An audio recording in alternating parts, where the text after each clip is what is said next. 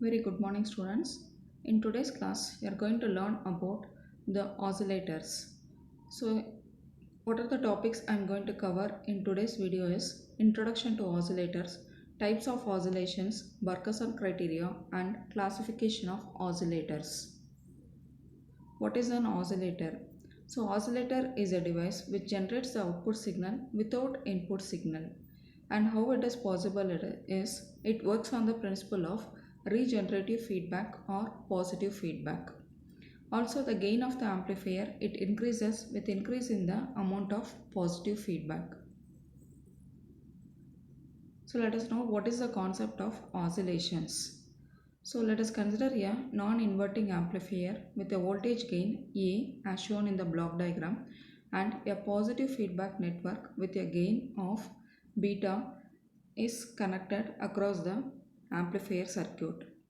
So for an amplifier gain, we can write the amplifier gain as AF is equal to A divided by 1 plus A beta, which is already derived in the voltage feedback amplifier circuit.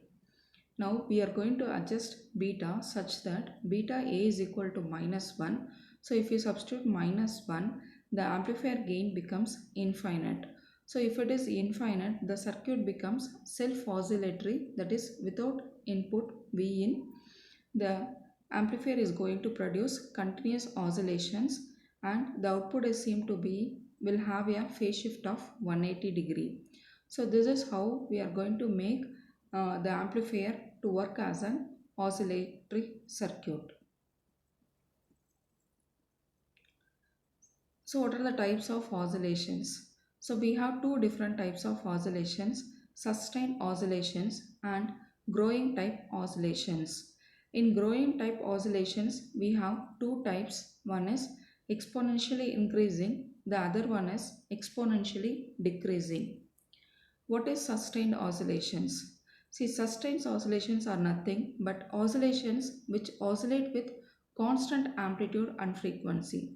That is, the amplifier will produce an output without any increase or decrease in amplitude and frequency.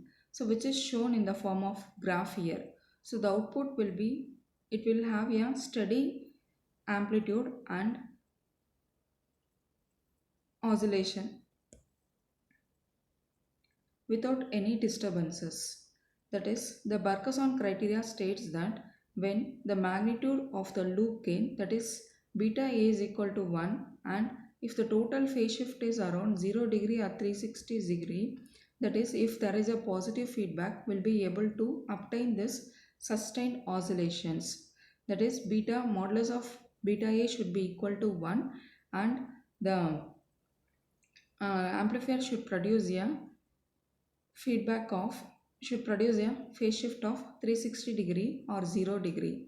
So in that phase shift, the amplifier, if it is operating using a inverting op amp, it produces a 180 degree phase shift, and if additionally the feedback network produces another 180 degree phase shift, so the total phase shift will become 0 degree or 360 degree. Thereby the amplifier circuit will produce sustained oscillations. So this will call it as Burke's criteria for oscillations. So as I told, we have two types of growing type oscillations. One is exponentially increasing and exponentially decreasing. So exponentially increasing in the sense here A beta will be greater than 1. So thereby the gain increases. So the amplitude also increases as time tends to infinite. And the total phase shift should be 360 degree for the amplifier circuit. So if that is the case, the oscillations produced by the oscillator will be of growing type. So whereas the below figure shows the oscillatory output with increasing amplitude of oscillations. The next one is the exponentially decreasing oscillations. So we'll be getting a decreasing magnitude of oscillations provided A beta modulus of A beta will be less than 1, and also the amplifier circuit produces a phase shift of 360 degree or 0 degrees. In that case, the amplitude of the oscillation decreases exponentially and finally these oscillations will cease. So that is what it is shown in the form of graph here. As time tends to infinity, the oscillations also will tend to die. So classification of oscillators. So based on the waveforms, it is classified as sinusoidal oscillations and relaxation oscillations. And the second thing is based on frequency generation, it is classified as AF oscillations, RF oscillations, that is audio frequency oscillations, radio frequency oscillations, ultra high frequency oscillations, UHF, and microwave oscillations. And based on the concept of circuit employed, that is based on the uh, components what we are going to employ, it is classified as LC oscillations and RC oscillations. In LC oscillation you will be having inductor and capacitor combination, and in the RC oscillations you will be having resistors and capacitors in the feedback path. So this is about the classification of oscillators.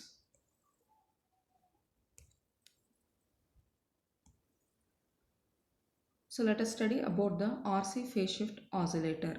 So in the RC phase shift oscillator, we'll be using a inverting op amp where the input is given to the inverting input terminal of the operational amplifier, and the feedback path is done with the help of three RC networks which is connected as shown here, and output is taken from V0.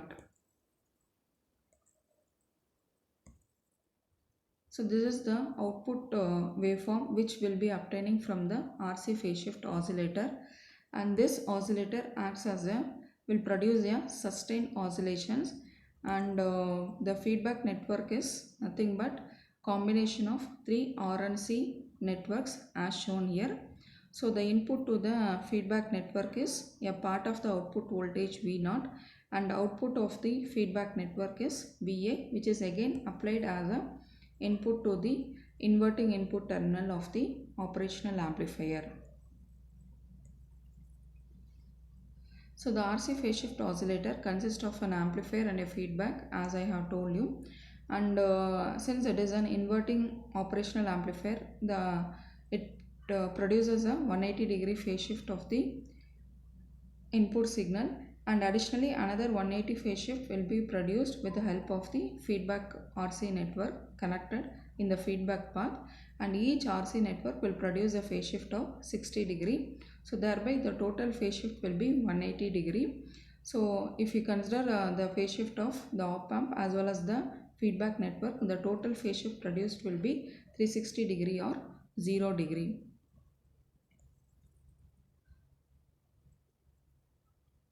So the op amp which is operated in the inverting mode, and its output is given to the feedback network, and the output of the feedback network, it drives the amplifier. So it is not necessary to feed the input for the inverting amplifier, and we are able to see that the amplifier circuit satisfies the Barkhasan criteria because it produces a phase shift of 360-degree or 0-degree, and also the gain of the amplifier, if you calculate, it will be almost equal to 1 or greater than 1, thereby it produces sustained oscillations.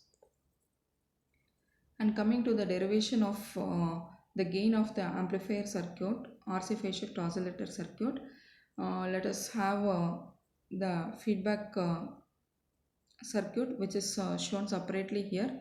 So we'll apply KVL law for each of the RC input RC circuit here. So we'll be writing the three equations here. By solving these three equations, we are able to find out what is beta. So after deriving it, see this complete derivation, it is given in the notes, and you can follow the notes.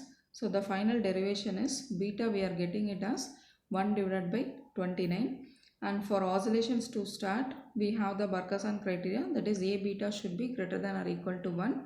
So by substituting this, we are getting the gain as it should be greater than or equal to 29. So for the oscillations to occur, the gain of the amplifier A should be greater than or equal to 29, and this can be obtained, that is it can be made to be 29 or more than that by adjusting the resistances RF and R1. So this oscillator possesses certain merits like it is having simple design, produce sine output in the audio frequency range, and also it can be used as a fixed frequency oscillator. So this is about the RC phase shift oscillator. Thank you. Thanks for watching. Let us continue in the next class.